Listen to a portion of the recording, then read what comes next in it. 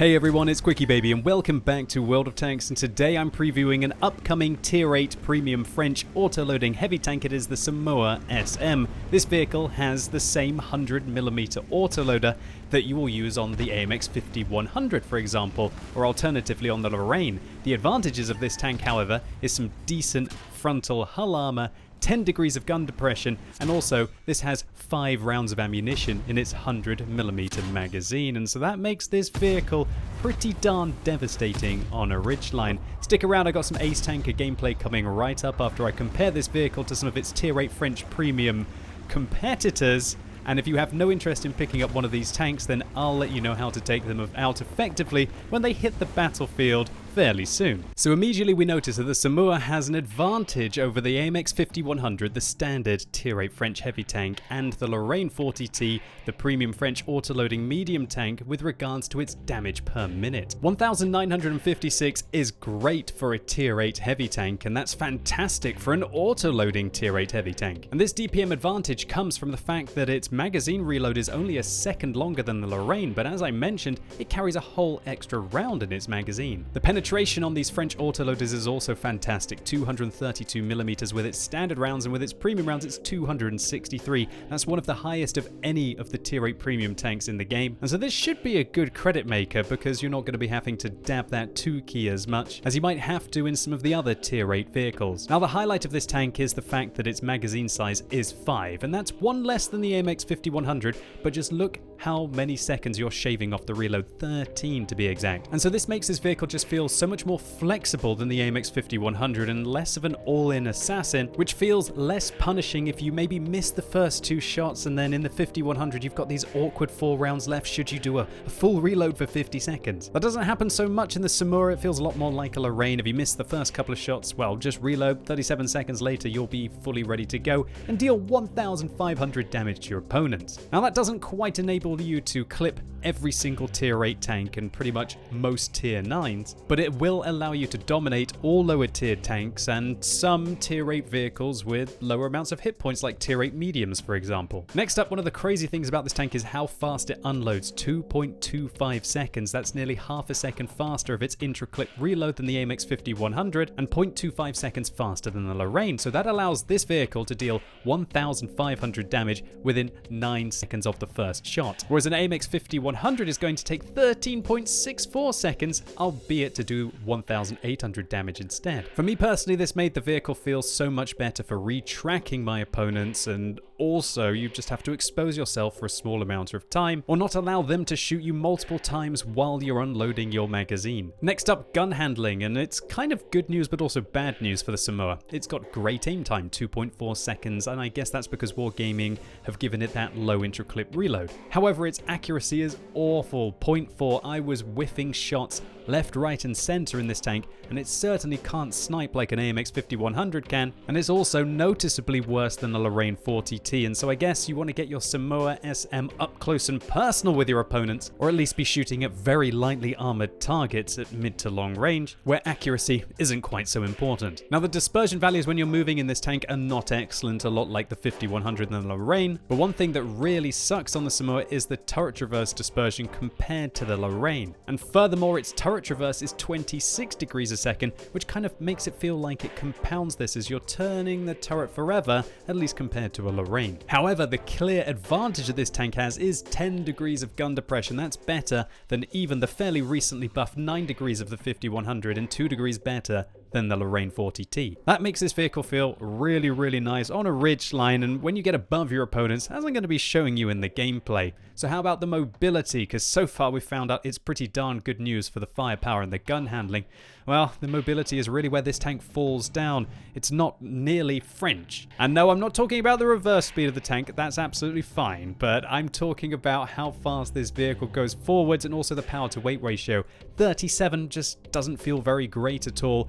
way slower than the 5100 and the Lorraine, and the power to weight ratio but doesn't even really allow you to get up to that very fast, and when you're going up slope, you're going to be trundling up the slopes. Whereas the 5100 will be running rings around you, and the Lorraine, wow, it's going to be running multiple rings around you. This in turn affects the vehicle's traverse speed, which is massively worse than the 5100, which truly feels more like a medium tank than the Samoa, and this should definitely be taken into account when you're looking at the gun handling, the firepower of this tank, that it is more of a true heavy with regards to its mobility, whereas the 5100 is more of a lightly armored medium. So what about the armor? Well, this vehicle apparently has 140 millimeters of frontal hull armor and 120 on the front of the turret. However, upon closer inspection, we find that this turret armor, while it sounds pretty good on paper, it's kind of flat all around the cheeks, and also, while the upper part is quite well angled, if I guess you're using the gun depression of this tank and your opponents are below you, it doesn't ever get better than 200 millimeters of effective armor.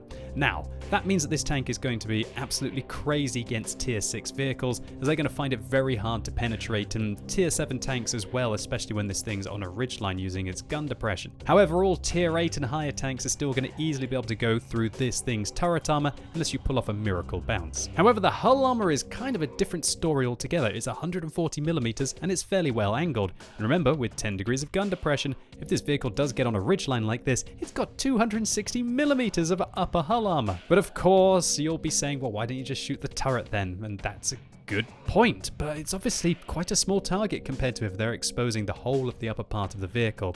The lower plate, however, not exactly the best. However, don't be baited into aiming down upon it because it's still 90 millimeters thick. And one thing that's really awesome about this vehicle is it's got 80 millimeters of side armor, which allows this vehicle to side scrape round a corner, whereas you're going to be overmatching something like a Lorraine. But of course, when they do manage to get the flush side of your tank, it's just a big box that every single vehicle that this tank is going to easily be able to penetrate. And so the Samoa is kind of a bit of a funny tank. It doesn't have absolutely godlike armor frontally against equal and higher tiered opponents, unless of course it's using that ridge line, but it is going to do very well in a good matchup, which is something that the 5100 and the Lorraine certainly could not say for themselves. To go with this armor, the vehicle also has a slight hit point advantage at 1450, pretty good for a tier 8 tank, but one thing I must mention is that the view range on this vehicle is a little bit disappointing for a tier 8 tank. 370 meters, that's 10 meters less than the 5100 and the Lorraine, and it does make it more tricky for the vehicle to spot at mid to long ranges. But I would argue that because of the aim time advantage of this tank over the 5100 and the Lorraine, you probably don't need to use a gun laying drive on it, and you could whack on coated optics to go with those vert stabs and the vents. But anyway, you know what, I think that's quite enough theory crafting. Let's give it a trial by combat. So here we go, we are moving out on mines in a full tier 8 matchup, so we'll see how this vehicle competes, I guess, compared to its rivals at tier 8, right? So immediately notice that the mobility of this vehicle does feel slightly lacking. The FCM 50T, another tier 8 French premium heavy tank, but it's not really comparable compared to this.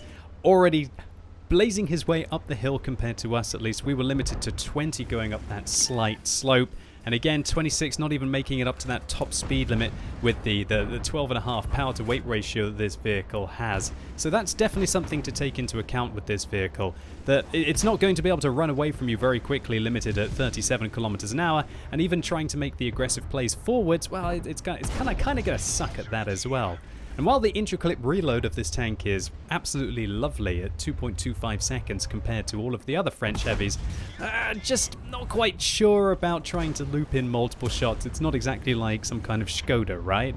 So, but then again, how many vehicles do have that kind of Skoda-like unload? The best kind of autoloaders are usually the American heavies and the Czechoslovakian ones with those 2 seconds delay. We were able to do a substantial amount of damage to that T-44. And where did that fellow ricochet off us? Looks like he fired directly at my gun, maybe using auto-aim there. And there is a bit of a shot catch to the left and the right of the gun, as you see. So we're able to do 900 damage to him, and we managed to bounce 250 damage as well. Wow, a good start so far for the Samoa. Okay, so where do I want to get this vehicle? Well, I want to get this vehicle on top of the hill. Why? Because I can see all of those juicy, tasty tanks that are over towards there, the ISM and the Lover. I want to get above them. And so I'm going to take a risk as I make my way up the hill here. I take a hit from the Scorpion, and now that I know that one of the Scorpions is fired, I feel a little bit more confident getting up on the hill and working my way into position. And just look how brutal this tank is for advancing and just continuously firing. Sure, its accuracy is a little bit mediocre, but we bounced the shell there off the T-44 turret. Was hoping to finish him off there. He was side-scraping out very well. So we lose a few hit points, and now we're going to go for a reload. And this is where, like, if I was in a 5100, I would be very frustrated with that 50 seconds reload. And if I was in a Lorraine, well, I guess I've got the same length kind of reload, but I don't have those magical 5 100mm rounds that are going into the magazine, right? But I think it was worth it. Well, we're going to have to find out if it was worth taking the risk and losing those hit points to go up on the hill. I knew I was never going to be able to bounce the shots, and the mobility of the vehicle kind of left me hanging a little bit more than I wanted. But here we go. Wow. 0.4 accuracy right there into the tracks. Not a good start. One into him. He pens me, but you know what? I'll take the pen from you, buddy. That's fine, because I'll just do 1,000 damage to you, or whatever the hell we did to finish him off. And one of the most important tanks on the enemy team, well, actually, no, not one of the most important tanks, but at least one of the most important players, was just left absolutely helpless by the 10 degrees of gun depression this tank has, the decent penetration of 232 on its standard rounds, and just that 2.25 seconds delay between the shots. 1,500 damage coming out within 9 seconds. That's absolutely awesome in this tank. All right, so now that we've wiped off one of the tier 8 heavies from the enemy team, we're going to start to go to work with another one. And this is where this tank is a little bit annoying, you know, not the best kind of reverse / power to wait to be able to get back quickly. But at least our armor held up once again. Let's see where that shell hit our tank. Was it on the front of the hull, or was it on the turret? Not quite sure where that one hit me. Maybe it hit my side armor. Nevertheless, it does feel like when you expose yourself in this tank, it's less of a disaster. When I'm in the Lorraine, I'm kind of like, oh god, oh god, oh god, oh god. I just feel like I'm going to lose all my hit points. Check out this moment, though. Scorpion, tracked once. Tracked twice. Oh, yes. Oh, yes. We didn't even have a full magazine there, yet we do the full 1,150 damage to the Scorpion G. Probably one of my least favorite tanks for there to be on the enemy team, and also on my team as well. I hate those lightly armored German camping tanks at the back, but I don't know, maybe people are going to start to hate this vehicle as well. Well, it's kind of like a counter for a Scorpion G when you think about it. An absolute monstrous counter. So maybe we'll have to see if this affects the amount of people playing the Scorpion G. Oh, I'm only joking. It's not going to affect that at all. It's clear why the Scorpion G is such a powerhouse, and I just featured it in a video recently where I talked about it.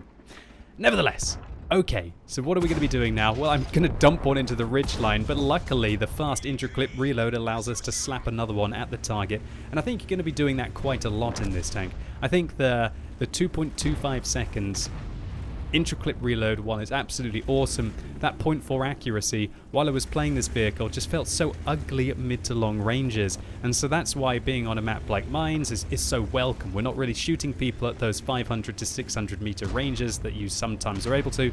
I know the render distance is 564 meters, but you get my point, that this vehicle is going to do much better at short to mid, where it gets to either lock somebody's tracks down and just tear them apart, or and this is a very good example. Apparently I can't reliably pen the Su-101's upper hull, so I'm going to try and shoot. Well, actually I did. I managed to go through his upper hull with the first shot. Next one misses. Guess I'm not kind of fully aiming the shots here. I should probably be fully aiming, and maybe that's an argument why you might want to be using a gun laying drive on this tank. But if you do use a gun laying drive, that 370 meters view range isn't going to do you a great job at very long range of spotting out your opponents. But it'll be situational. Be down to what you choose to use. While the game's ending up here, I'd just like to highlight that this is an excellent crew trainer for obviously your auto-loading French heavy tanks. The 5100 crew works perfectly in this vehicle. The AMX 50B works perfectly in this vehicle. And so if you do love those tanks, then this might be the vehicle for you. But alternatively, if you love the new French non-auto-loading heavy tanks, the AMX M4 Emily 54, the crew doesn't quite work so well in this tank, and so that's definitely something to keep in mind. So this was an ace tank for the Samoa. We also get a high caliber in this matchup, 1,414 base experience points, 4,219 damage. We didn't fire any premium rounds, so we make 80,000 credits profit after we resupply our consumables as well. And what more is there really to say about this tank? It's just a very solid Ridgeline autoloader, and its hull armor works very well at people with about 200 millimeters of penetration and less, but kind of sucks when they have higher penetration than that. Is the vehicle going to be crazy overpowered? Well, I don't think so because of the armor. But I do think that it's kind of weird how they've balanced the armor of this vehicle, that this is going to be an absolute monster in a top tier matchup, and I can see very little that a tier 6 or a tier 7 tank could do to the front of this vehicle, apart from try and use their mobility to avoid it before they simply get hoovered up. Whereas I think these are going to be XP pinatas against tier 9 and tier 10 tanks, and so that might be quite a frustrating autoloader to play. Whereas something like a Lorraine 40T with its mobility and doesn't depend on its armor, it doesn't really matter what kind of a matchup you get into in that tank. And so in the end, it's going to come down to personal preference, and I think this vehicle will be more suitable for a beginning to average player who wants to skill up some of their French heavy tanks, whereas an advanced player is probably going to do way better holistically, taking into account your good matchups and your bad matchups with a Lorraine 40T and all of the mobility you pack with that tank. So next you're probably asking, well, when are we going to get our hands on it? And while there's no official release date yet, the Russians got it today with the release of 1.0. And so take from that what you will. But anyway, ladies and gentlemen, I hope you enjoyed this video today. If you did and it was useful, give it a thumbs up. But if you hated it, give it a thumbs down. And let me know in the comments what you think about the Samoa SM. Do you think it looks crazy overpowered? Do you think it just looks kind of balanced? Are you going to pick one up yourself? And as always, thank you so much for watching. You've been epic, and hopefully I'll see you soon.